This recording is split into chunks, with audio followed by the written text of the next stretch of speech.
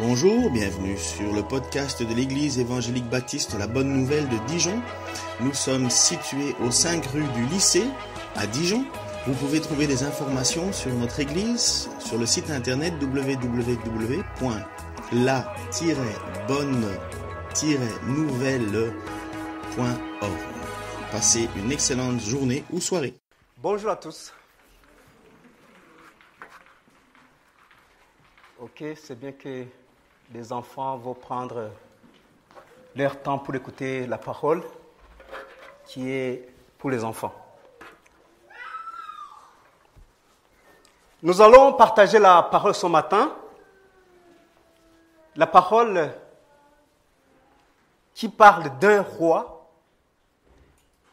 Un roi que vous avez entendu parler. Il s'agit de Nebuchadnezzar, qui était roi de Babylone. Il y a 2 semaines, nous avons suivi la prédication d'Oken sur la colère de celui qui aime.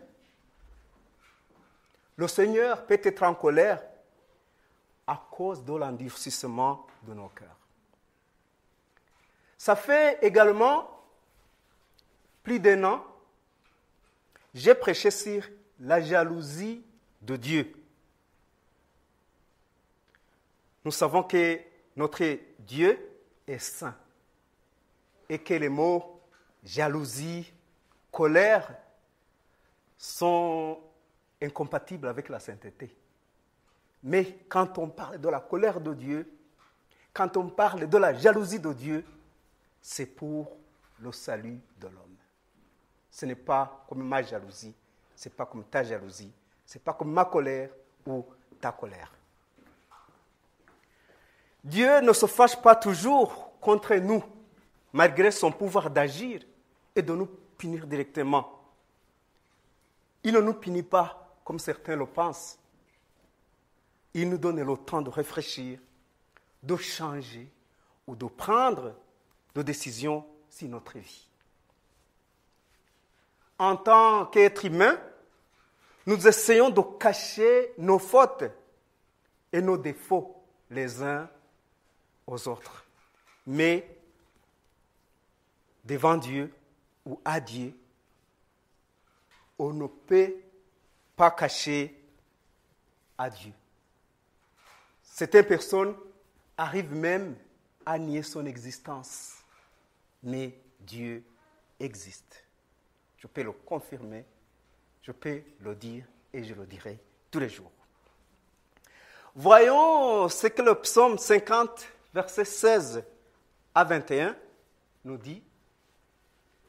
Dieu dit aux méchants, quoi donc, tu énumères mes prescriptions et tu as mon alliance à la bouche, toi qui détestes l'instruction et qui rejettes mes paroles derrière toi.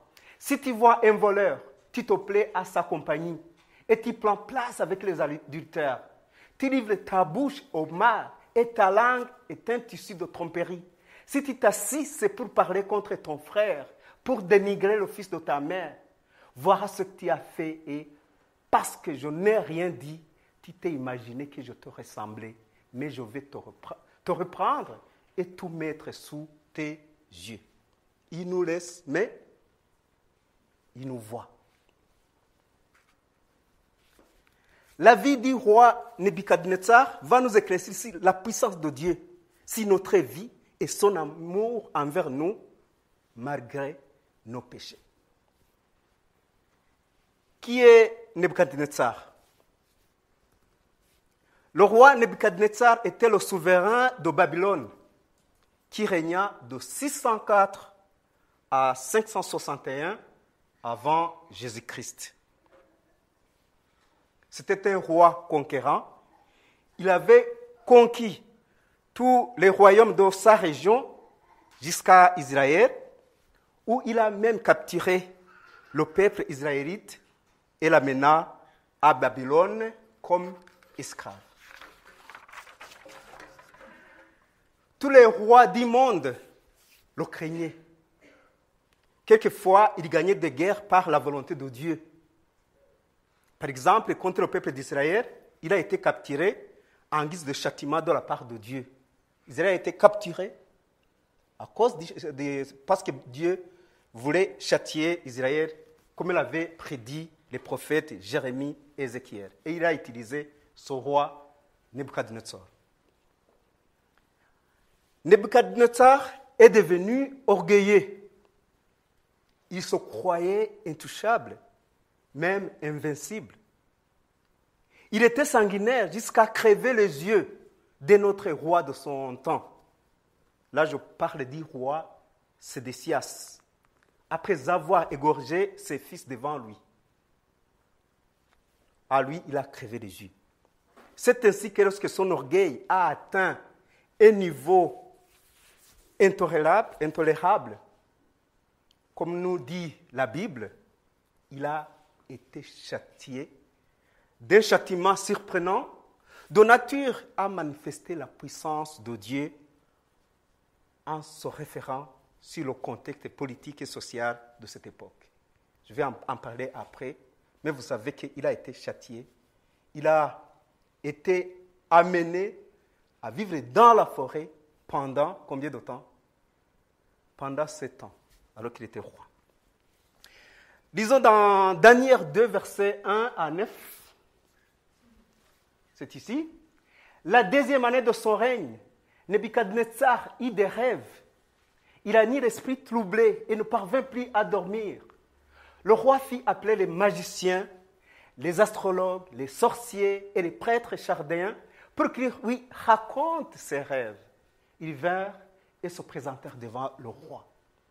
Le roi leur dit, « J'ai fait un rêve. Mon esprit est troublé parce que je voudrais connaître ce rêve. » Les prêtres chaldéens répondit au roi en araméen, « Roi, puisses-tu vivre toujours? Raconte le rêve à tes serviteurs et nous en révélerons l'explication. » Le roi reprit la parole et dit aux prêtres chaldéens, « Voici ce que j'ai décidé.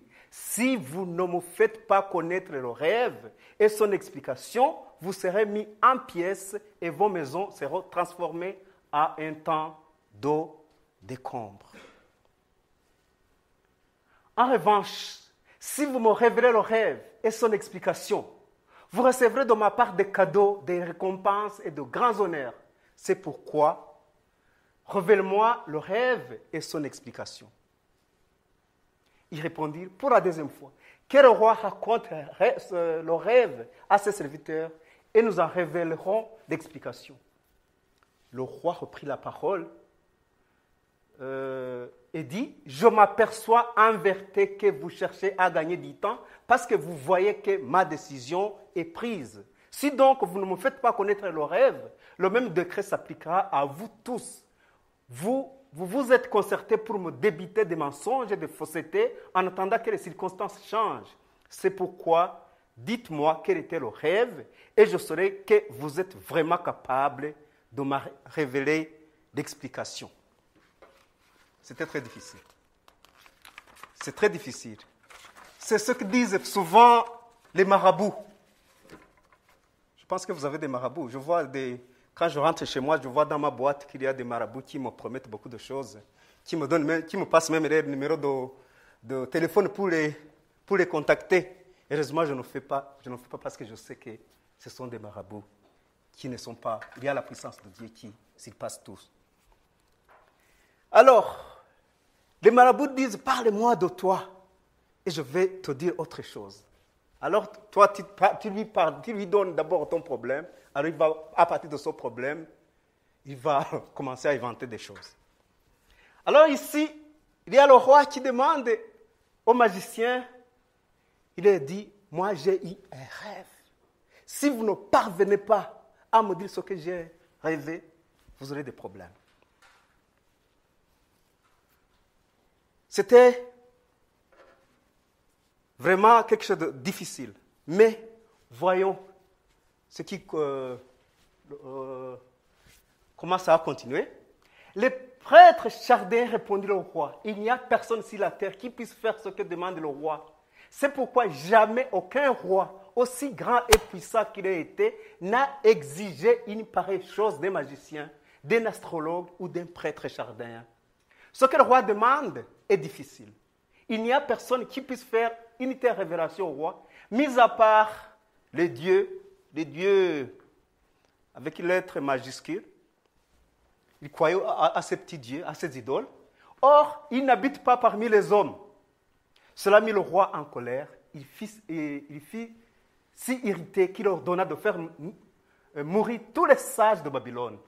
Le décret ordonna la mise à mort des sages, fit proclamer, et l'on cherchait aussi Daniel et ses compagnons pour les exécuter. Daniel et ses compagnons, ce sont les 3 jeunes qui étaient captifs, qui étaient déportés. C'est difficile. C'est difficile.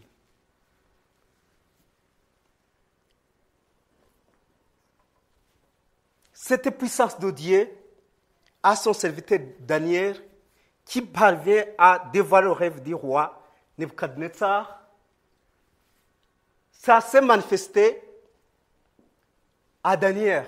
Daniel a eu des connaissances. Il a été révélé par Dieu les rêves du roi. On peut voir ce qui se trouve dans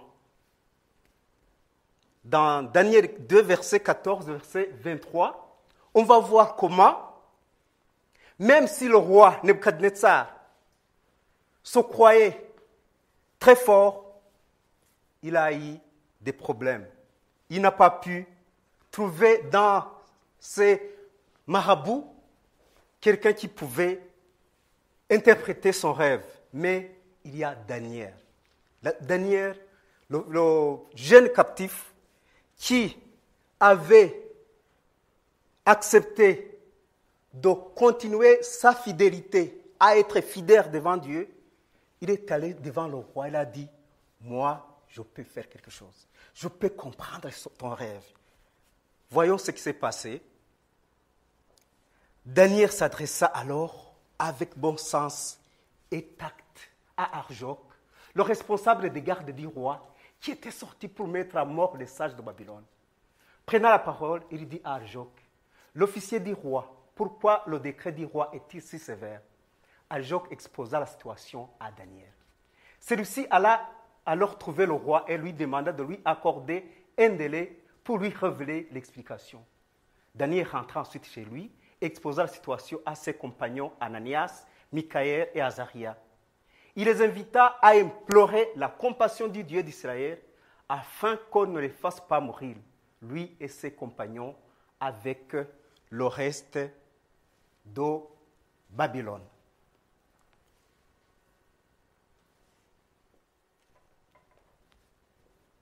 Daniel, ce petit captif,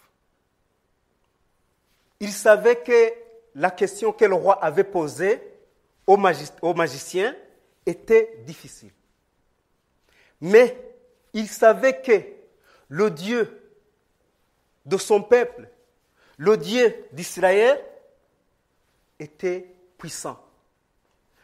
On lui avait même demandé de vivre à la cour royale, de lui donner la nourriture du roi, mais Daniel et ses compagnons ont dit, nous n'allons pas manger la nourriture du roi, parce que là, à Babylone, chez le roi Nebuchadnezzar, avant de présenter la nourriture, on devait la présenter d'abord aux idoles, avant d'amener la nourriture au roi et à ses captifs qui étaient gardés dans sa cour.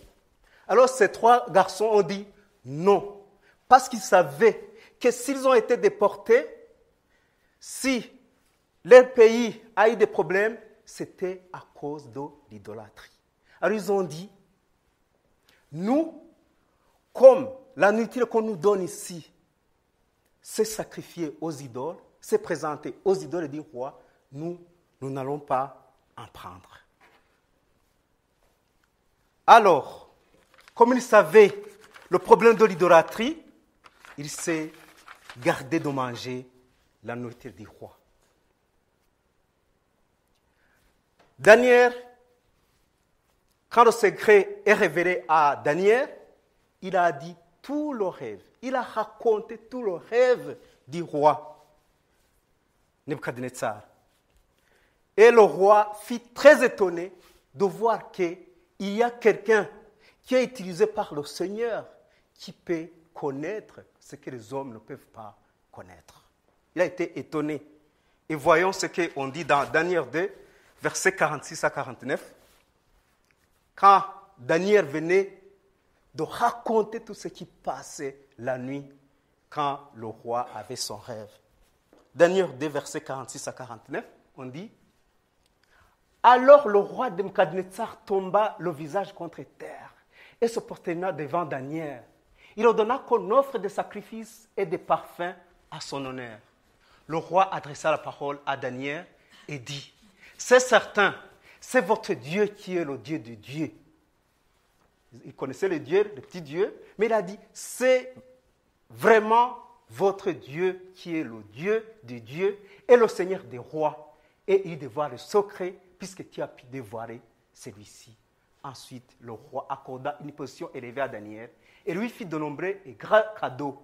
Il lui donna le commandement de toute la province de Babylone et le désigna chef suprême de tous les sages de Babylone. Daniel demanda au roi de confier l'administration de la province de Babylone à Shadrach, Meshach et Abednego. Lui-même resta à la cour du roi.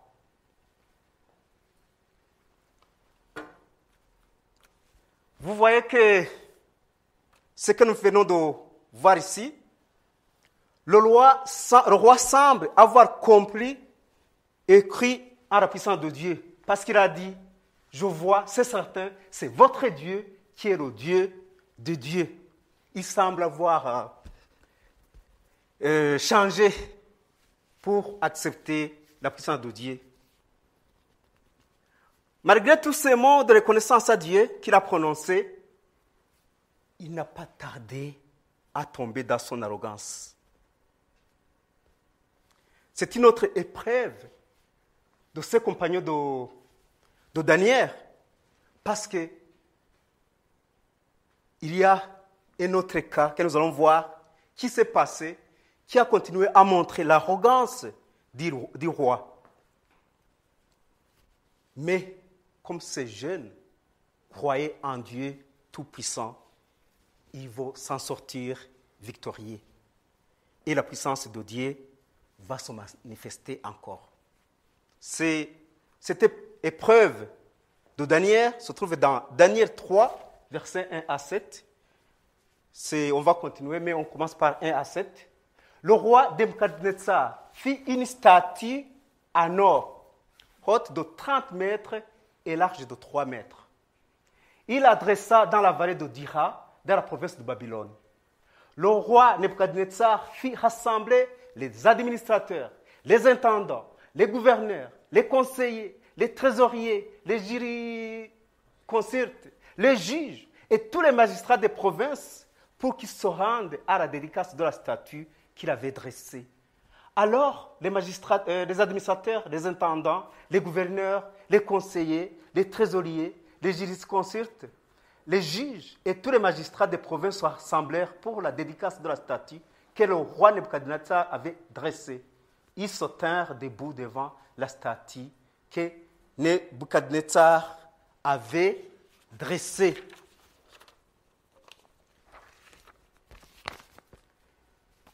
Et Néro cria à pleine voix, « Voici ce qu'on vous ordonne, peuple, nation, hommes de toute langue. Au moment où vous entendrez le son de la trompette, de la flûte, de la guitare, de la petite et de la grande harpe, de la cornemuse et des instruments de musique de toutes sortes, vous vous prosternerez et vous adorerez la statue d'or que le roi Nebuchadnezzar a dressée. Si quelqu'un ne se prosterne pas et ne l'adore pas, il sera jeté à l'instant même au milieu d'une fournaise ardente. C'est pourquoi, au moment où tous les peuples entendirent le son de la trompette, de la flûte, de la guitare, de la petite et de la grande harpe et des instruments de musique de toutes sortes, tous les peuples, les nations et les hommes de toutes langues se prosternèrent et adorèrent la statue en or que le roi Nebuchadnezzar avait dressée. Malgré cette ordonnance, le groupe des trois jeunes, Daniel et ses compagnons, n'ont pas accepté de s'associer à cause de ce décret du roi. Ils ont complètement refusé de se prosterner devant la statue fabriquée par le roi. Ils savent déjà ce qui est prescrit dans les 10 commandements de Dieu. Vous connaissez les 10 commandements par cœur? Moi, je les connais dans ma langue. Ou du moins, vous connaissez le premier commandement. C'est lequel? Tu n'auras pas. Voilà. Je vais le lire en Exode 6, versets 1 à 7. On dit, l'Éternel dit, Dieu dit à Moïse. C'est ça le verset que vous avez? Exode 6, verset 1. Non, ce n'est pas ça que je voulais dire. Je voulais parler des 10 commandements. On dit, alors Dieu prononça toutes ces paroles. Ça, tu peux laisser. Alors, Dieu prononça toutes ces paroles. Je suis l'Éternel ton Dieu qui t'ai fait sortir l'Égypte de la maison d'esclaves. Tu n'auras pas d'autre Dieu devant moi. Tu ne te feras pas de scripture sacrée, ni de représentation de ce qui est en haut dans le ciel, en bas sur la terre, et dans l'eau plus bas que la terre. Tu ne te prosterneras pas devant elle, et tu ne les serviras pas, car moi, l'Éternel, ton Dieu, je suis un Dieu jaloux. Je punis la faute des pères sur les enfants, jusqu'à la 3e et la 4e génération de ceux qui me détestent. Et j'agis avec bonté jusqu'à 1000 générations envers ceux qui m'aiment et qui respectent mes commandements.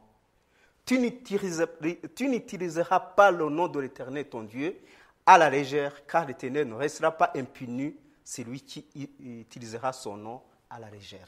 C'est ça que Daniel connaissait. Il savait déjà les commandements de Dieu. Il les avait par cœur. C'est pourquoi il a dit au roi, il savait que le roi était puissant, mais il a dit, même si tu es puissant, nous savons qu'il y a un Dieu tout-puissant. Il a refusé. Avec son groupe, ils ont refusé.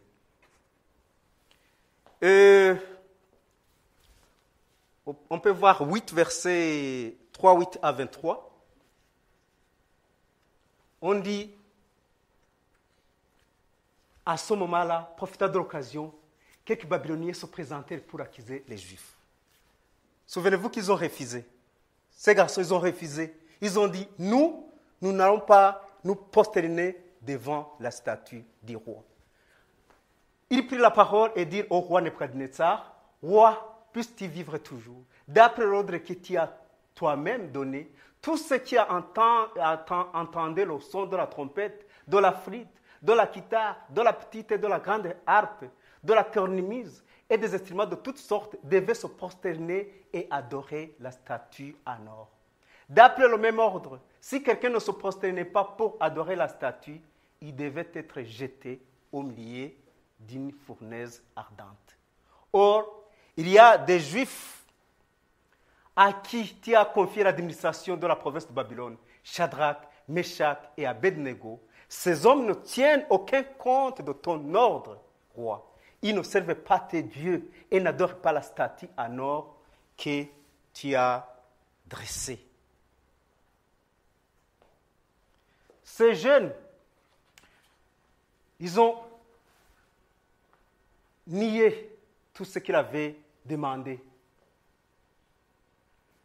La suite. Alors Nebuchadnezzar, irrité et furieux, donna l'ordre de faire venir Shadrach, Meshach et Abednego.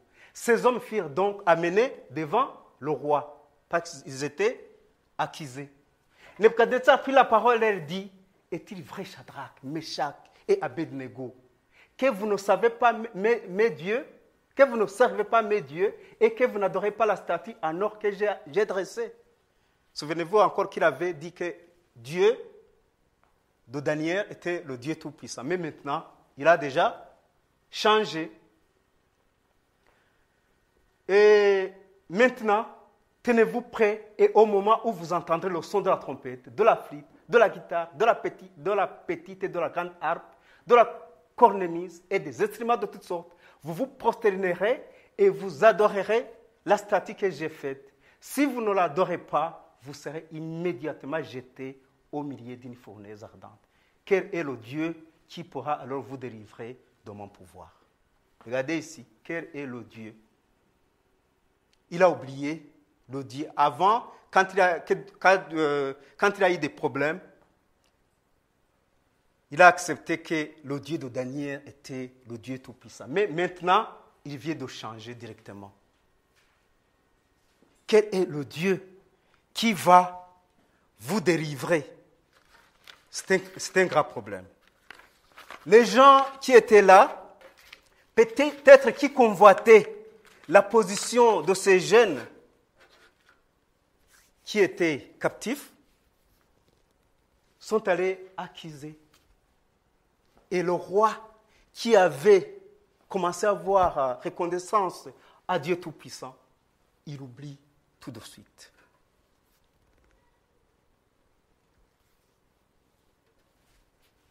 Encore une fois, avec cette parole, Dieu montre sa puissance à Nebuchadnezzar, qu'il n'est rien devant lui. Le roi Nebuchadnezzar n'était rien devant Dieu Tout-Puissant. Dieu protégea ses fidèles malgré la décision du roi de les jeter dans la fournaise. La main de Dieu est sur ceux qui restent fidèles à lui. Ces jeunes savaient bien que la raison profonde de la colère de Dieu au peuple de Juda et de la déportation, comme je l'ai dit, c'était l'idolâtrie, mais ils ont toujours refusé.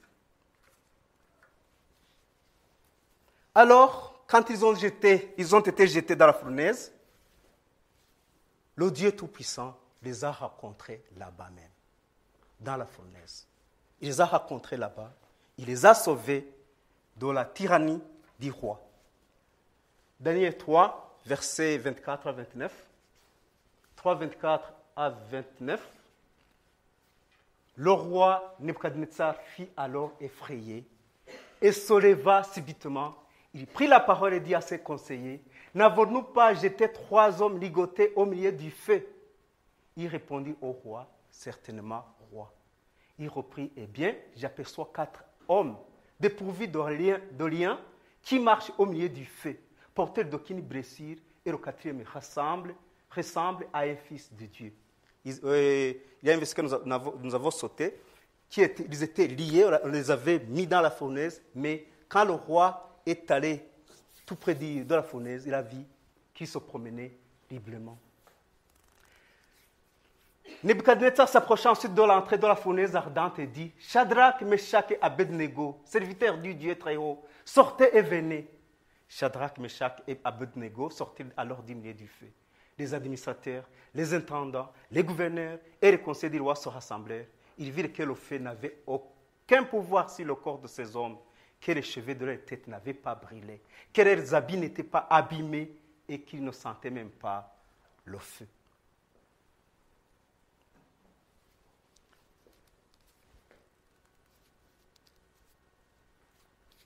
Nebuchadnezzar prit la parole et dit, « Béni soit le Dieu de Shadrach, de Meshach et d'Abednego. » Il a envoyé son ange et a délivré ses serviteurs qui ont placé leur confiance en lui.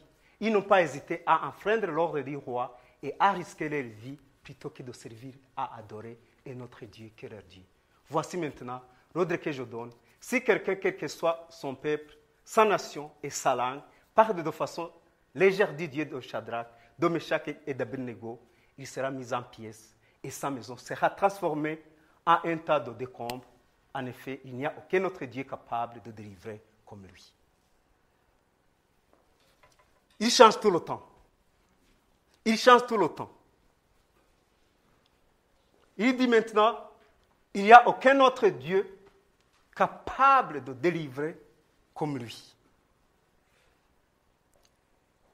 Cette puissance de Dieu sur les hommes que nous voyons dans cet exemple ne s'arrête pas ici seulement. Vous pouvez lire la suite, il y a beaucoup, on parle beaucoup du roi Nebuchadnezzar. Je vous ai parlé au début de 7 ans qu'il a passé dans l'errance, embroutant comme les animaux dans la forêt. Mais comme c'était le plan de Dieu, après ces 7 ans de vie animale, il a regagné son trône. C'est difficile à comprendre. Comment un roi qui devient fou, pendant 7 ans, il revient, il retrouve sa royauté. Dans un contexte politique, il est toujours prévu que le président, en cas d'indisponibilité, est remplacé par le président de l'Assemblée nationale ou du Sénat, selon le régime en cours. À l'époque du roi Nebuchadnezzar, le roi avait plusieurs femmes. Comme il avait plusieurs femmes, il avait aussi beaucoup d'enfants qui pouvaient le remplacer. Donc, c'est qu'il avait beaucoup de princes qui voulaient hériter le royaume, mais comme c'était le plan de Dieu qui voulait montrer sa puissance, personne ne s'est présenté pour remplacer le roi qui était devenu fou. Il est devenu fou parce que chaque fois, vous voyez, vous avez vu ce qui s'est passé, chaque fois, il changeait. Il disait qu'il connaît la puissance de Dieu, mais chaque fois, il changeait. Et dans un contexte social aussi, à l'époque, tous les seigneurs et dignitaires du royaume, pour discréditer le roi, ils continuaient chaque jour. Ils n'arrêtaient pas de pointer du doigt son incompétence devant le peuple. Ça se fait même actuellement. Mais, pour le cas de Nebuchadnezzar, après 7 ans d'errance dans la forêt, il est revenu sur son trône parce que l'ange de Dieu avait dit que les racines doivent être enchaînées. Pour conclure, voyons ce que la parole de Dieu dit à l'Église. L'Église, c'est moi. L'Église, c'est toi. C'est tout le monde. C'est toi qui écoutes la parole aujourd'hui. C'est à toi que Dieu veut communiquer. Comme Dieu, par sa puissance, a montré au roi Nebuchadnezzar qu'il connaît tout de lui et que sa puissance dépasse de loin la sienne, il nous connaît, nous aussi, qui sommes réunis autour de sa parole. L'Épître aux Hébreux nous dit que nulle créature n'est cachée devant lui et que tout est nu et découvert aux yeux de notre Seigneur. C'est le passage de Hébreux, chapitre 4, versets 10 à 16. Un passage qui nous montre que nous avons notre Seigneur Jésus, qui est pour nous. Le Seigneur, Dieu nous voit, il voit nos fautes, mais nous avons aussi notre Seigneur, qui est notre intercesseur devant Dieu. Lisons, en effet, celui qui entre dans le repos de Dieu se repose lui aussi de son activité, tout comme Dieu s'est reposé de la sienne. Empressons-nous donc d'entrer dans ce repos, afin que personne ne tombe en donnant le même exemple de désobéissance. En effet, la parole de Dieu est vivante et efficace, plus tranchante que toute épée à 2 tranchants, pénétrante jusqu'à séparer âme et esprit, jointure et moelle. Elle juge les sentiments et les pensées du cœur. Aucune créature n'est cachée devant lui. Tout est nu et découvert aux yeux de celui à qui nous devons rendre compte. Ainsi, puisque nous avons un souverain grand prêtre qui a traversé le ciel, Jésus, le Fils de Dieu, restons fermement attachés à la foi que nous professons. En effet, nous n'avons pas un grand prêtre incapable de compatir à nos faiblesses. Au contraire, il a été tenté en tout peu comme nous, mais sans commettre de péché. Approchons-nous donc avec assurance du trône de la grâce, afin d'obtenir compassion et de trouver grâce pour être secourus au moment opportun. Le Seigneur est pour nous, à nous qui avons cru, à nous qui avons accepté que Dieu est tout-puissant, que le Seigneur est tout-puissant, qu'il n'y a pas d'autre Dieu. Nous avons la grâce et nous avons la chance d'avoir accepté ce qui a été donné à tous, mais que tout le monde n'a pas accepté. Nous allons prier le Seigneur. Notre Dieu, tu nous aimes. Nous venons d'écouter l'histoire de ce roi Nebuchadnezzar, qui se montrait très puissant. Oui, il était puissant, mais toi, Seigneur, tu es tout puissant. Nous demandons que cette puissance entre dans nos cœurs pour que nous puissions te comprendre, pour que nous puissions changer s'il y a quelque chose à changer dans notre vie, Seigneur. Nous t'invitons dans notre vie pour te connaître davantage, Seigneur. Merci, Seigneur. Amen. Je vous remercie.